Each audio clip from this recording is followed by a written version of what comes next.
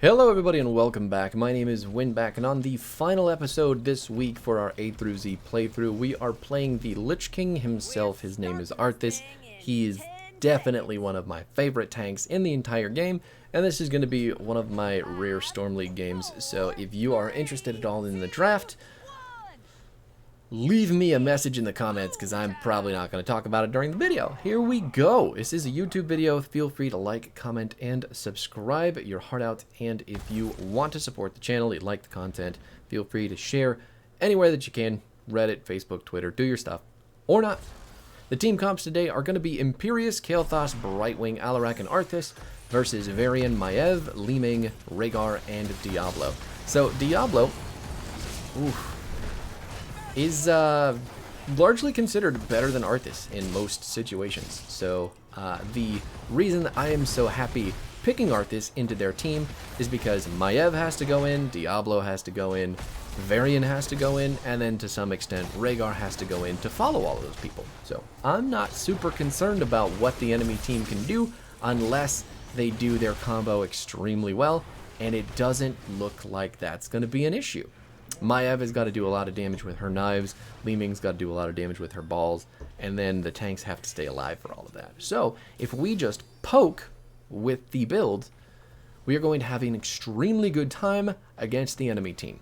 So for those of you who are here for the build and nothing else, we've got Frost Presence at 1, there is Deathlord at 4, 7 is Immortal Coil, 10 is going to be Army of the Dead, 13 is going to be Shattered Armor, 16 is going to be Embrace Death, and 20 will be Death's Advance. Death's Advance. Now, Arthas is not known as an engaged tank. Arthas is going to be very good in a defensive slot, and he's very good at poking, actually. Probably going to need to leave here. I don't think I can do much with this. Kael'thas looking like he... Okay, well, he ate a lot of the aggro for that engagement.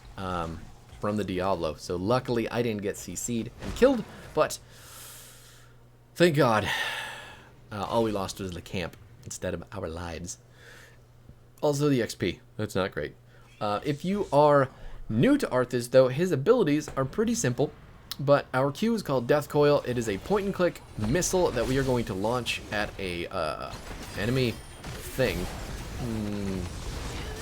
Okay, alright, fine. Everything's fine. Everything was looking bad, and then it wasn't. But it's a point-and-click ability. If you cast it, it's going to do a small amount of damage. But if you cast it on yourself, you're actually going to heal for more than you would do damage. For 307 health if you heal yourself, 192 if you cast it on a person to do damage. I think healing yourself is a bit better, especially as a tank. But the build is going to compensate for that, so we'll talk to you about it. Your W is called Howling Blast. It's your main form of CC. And hard CC, that is. It is going to root people for 1.25 seconds in an area, and then do a little bit of damage. The damage doesn't matter, it's the root that matters, and it is an AoE root, so you can hit multiple people with it. The talents that we're taking are also going to buff this on top of our Q, so things are going to get really good for this character really quick, assuming that we scale really fast. Our E, also another signature ability for the Arthas kit, is called Frozen Tempest. Frozen Tempest is an aura that you activate around Arthas in a pretty small area, you could see it there, but it is a ramping movement speed and attack speed slow. It is extremely good at letting Arthas stick on people after the fight has kind of run its course. As long as your team has won the team fight, no one can really get away from Arthas. And melee characters fighting into Arthas are going to have an even worse time. So this Varian picking Twin Blades is probably the dumbest thing that he could do ever. Because he's basically calling himself Illidan and asking me to stand on top of him for a very long period of time. So the Frozen Tempest, if it would come back off cooldown, is going to be 10% ramping every time that it ticks, up to 40%. That's a move speed and an attack speed slow. So if you're standing on a person for long enough, you've reduced everything about them by 40%. It is really, really, really strong against characters like Varian. Maiev also not going to be super happy about it because she wants to get away from you when you're tethered, but if she's permanently slowed because she tried to tether in Arthas, she's not going to get that tether pull, and things are going to be super good for us. She can obviously blink out or vault out or whatever, but she has to waste those cooldowns because we're standing on top of her, and that is a solid trade for Arthas as a tank. Not to mention, when Arthas gets pulled towards the enemy team, they're going to have a worse time than, you know, not pulling Arthas. It's like I don't have an engage, but if you're giving me an engage on your team, I'm going to take it. Now, the final basic ability for Arthas is going to be his trait as our Alarak dies on the point. It's 5 versus 4. I don't know that we can even try to continue on with this, but my team doesn't look like they want to leave, so I'll take the 3 stacks, watch them die, and then walk away. We got one. Heck yeah! So our trait is an activatable ability. It is going to let our next auto attack do more damage and get mana back for us. Because Arthas has such mana tension problems with his aura constantly being active, he needs a way to get mana back pretty consistently. So we get 30 mana every time that we hit something with our trait activated, and then dealing extra damage to heroes with that ability as well. It's pretty good. Does a lot of burst damage for Arthas when he finally decides to go in, and considering it is on a moderate cooldown at 10 seconds, it's not super difficult to get mana back with Arthas as long as you're being efficient about how you're using your E. Diablo just getting pulled, polymorphed, and rooted out of his mind while their healer sits inside the bot. Good stuff. Good stuff, enemy team. Thanks for giving us a fighting chance. Now, because we are building full Death Coil with Arthas in this build, we actually have a decent amount of ranged damage with our Q.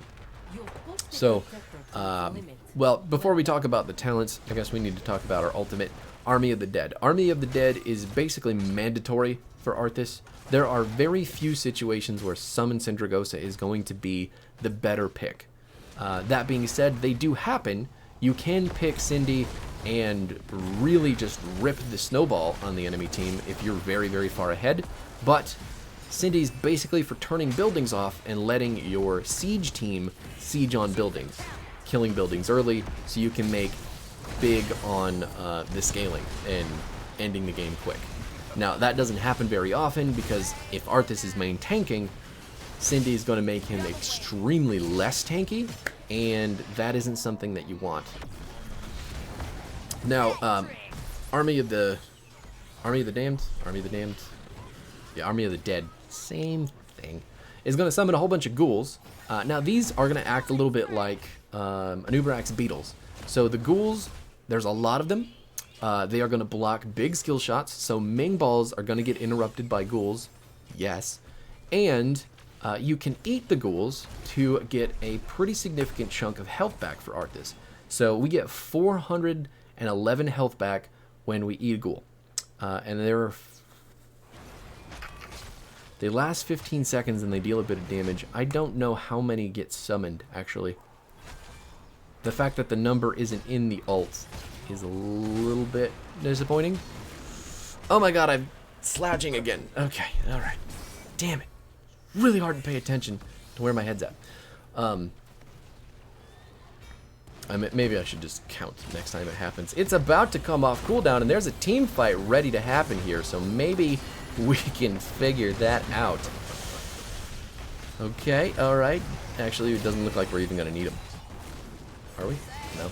We're just going to take them out. Let's take them out. Wow. You don't really expect to just walk forward and kill everybody with an Arthas on your team, so... How are we doing this? Killing the Maiev with the Death Coil, though, and I guess it's the Rhaegar. It's probably the Rhaegar. The amount of healing that the enemy team has is very sporadic and kind of small. So the damage that our Kael'thas and our Alarak are doing, coupled with the damage from the Imperius, is probably way more than he can handle, if we're being honest. And the fact that we can control their Twin Blades, their Diablo, and their Maiev so well with our Frozen Tempest means... he's got to heal a lot of shit, and Rhaegar does not have that kind of heal power. Just does not. Okay, ghouls still off of cooldown. I need to count past me, so let's hit that button sooner rather than later. Now, your talents, the ones I'm not going to hit too hard are level 1, are 13, and that's it. Level 1 is just a quest to make your route more efficient, better range, more route possibilities. And then your 13 Shattered Armor is just to, again, make your only engage with Arthas, his route, do more for you. So you can see right there, it's going to reduce armor by 15 with the 13 talent, and then the trail of the route is going to route people as well because of that level 1 quest being completed. Damn it. Alright, I can't even count the ghouls. They're getting mixed up with, they're hitting minions right now. Alright, well, that's just things that are going to happen. So that makes me pretty upsetty spaghetti. So we're just going to eat all those ghouls because they've been doing not a good job. And our Brightwing is actually going to save the day with that Z from all the way downtown while we stand on top of that Varian and eat a whole bunch of fans. Fans of knives? I don't know what the plural of that would be.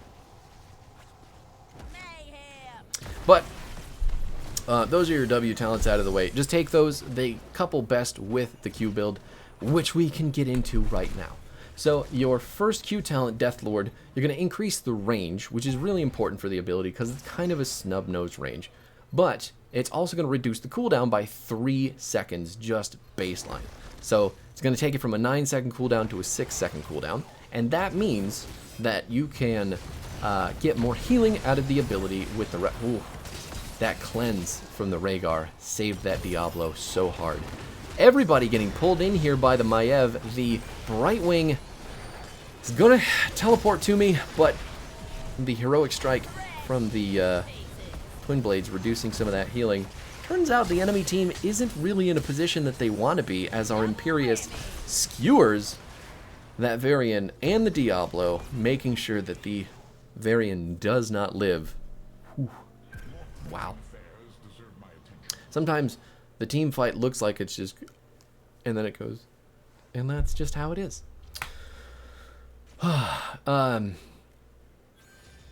Right, but back to Deathlord. So if Death Coil is used on an enemy hero, you're going to get the mana cost back, which is amazing because Arthas has a lot of mana problems.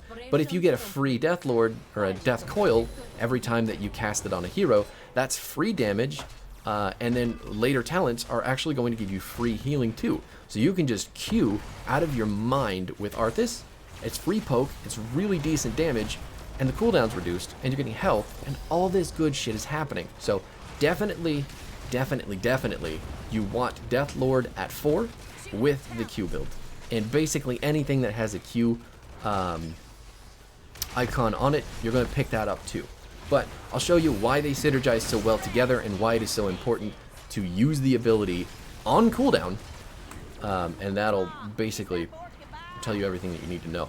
7, Immortal Coil is the reason that this is always going to heal us.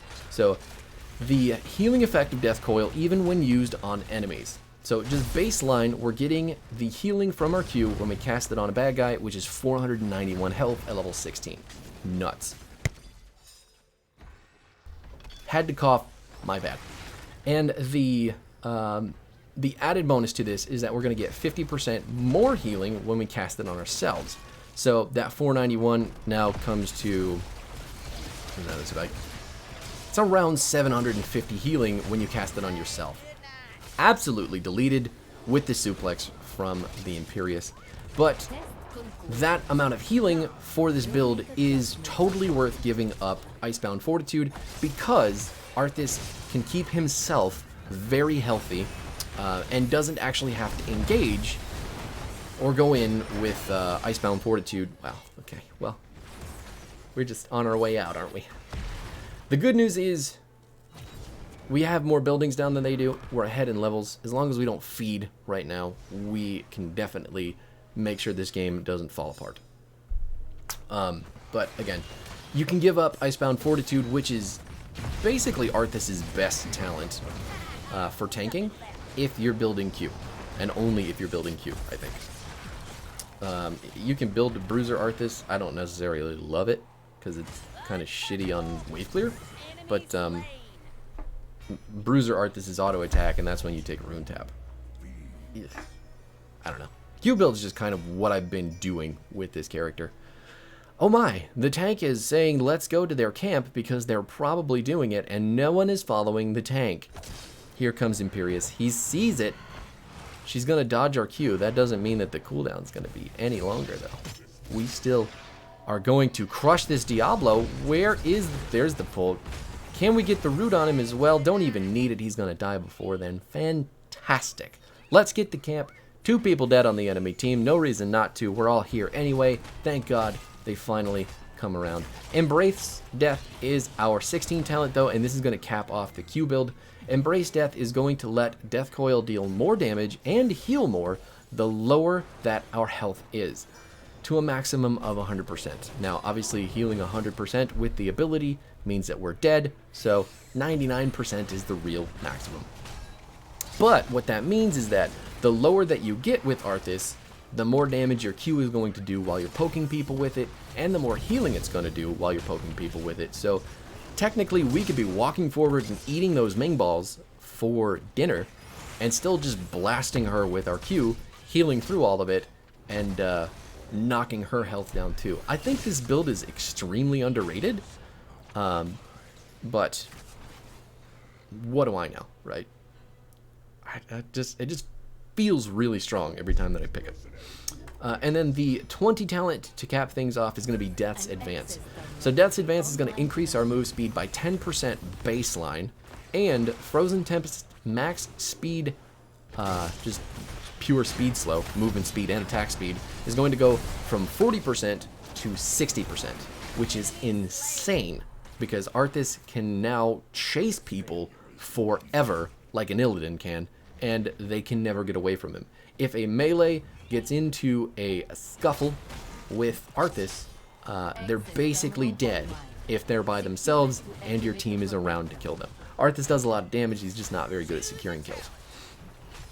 But that being said, Death's Advance is just going to make it so Arthas is much more mobile, he's very good at getting out. Having move speed on takes is increasingly important as the meta develops these days. So Kael'thas eventually picking up the biotic emitter. We're going to get the root on the very end. It looks like the suplex is going to land on the Ming. I am just going to stand on top of her with the heal. The Ancestral is not enough from the Rhaegar to save her from her certain doom. And now we can just put the turret down, take out the building, while Brightwing channels the objective.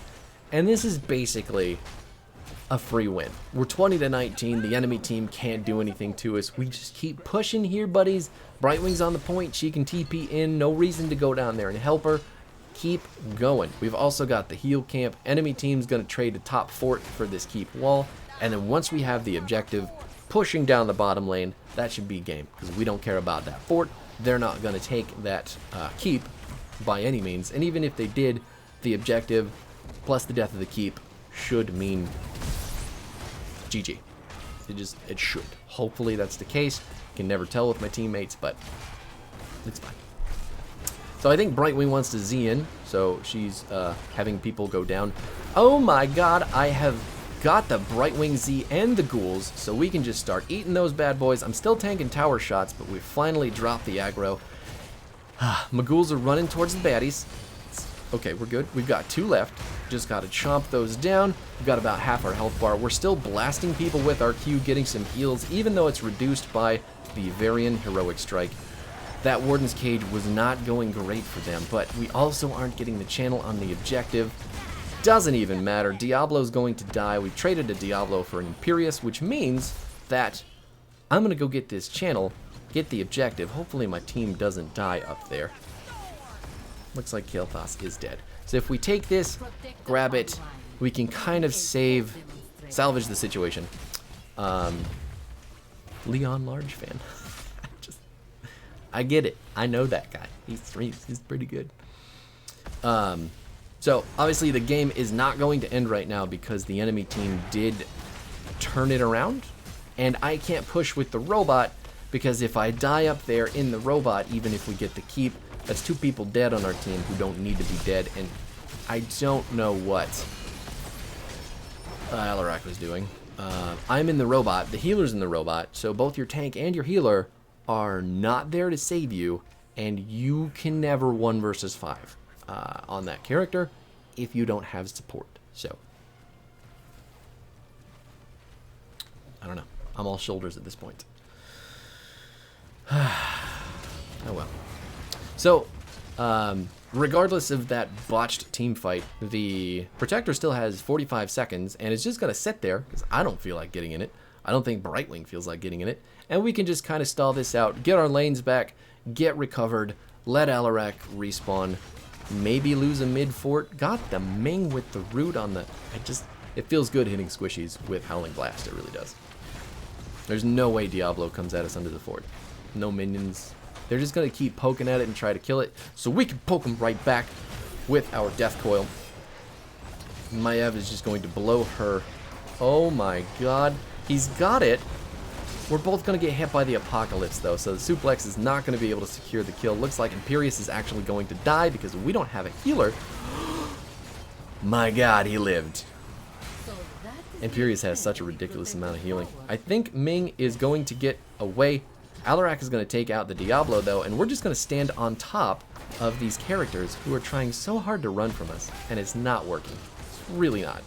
CC is all Arthas all day, even if it is soft CC in the slows, but he has it for fucking ages.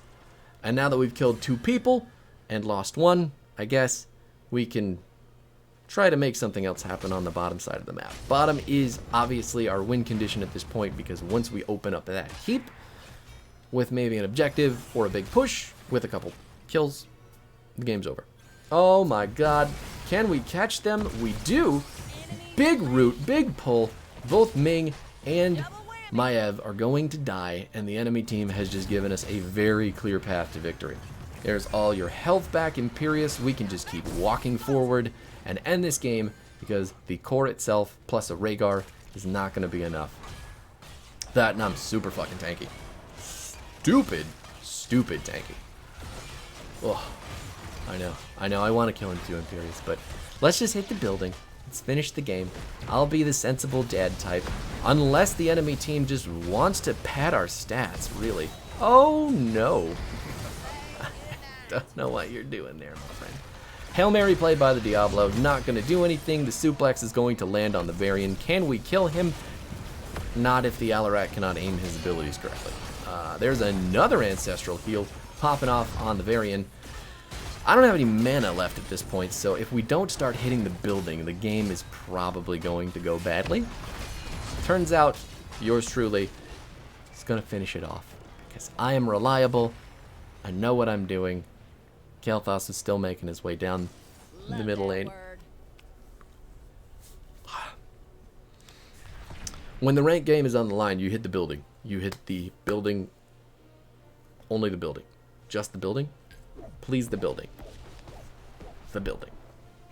Anyway, MVP Arthas, you're welcome. That's how it works when you play this type of build, and you play careful and smart with the character. Plus, the skin is just the fucking greatest in his entire repertoire. Like, look at it. It's so pretty. Building in, though, in case you need it, it's going to be Frost Presence at 1, Deathlord at 4, 7 is Immortal Coil, 10, Army of the Dead, Shattered Armor at 13, Embrace Death at 16, and Death's Advance at 20. My god, the Lich King is pretty metal with all of his talent names. So, that is going to do it for this week. I got just 5-0. Feels so good. How much? We were only 5k off of Kel'Thas. That feels pretty good. Like, that's solid. Yeah, a week well done. A week well done for the A through Z playthrough. Thanks so much for hanging out. I will see you guys next week. GG's. Peace out.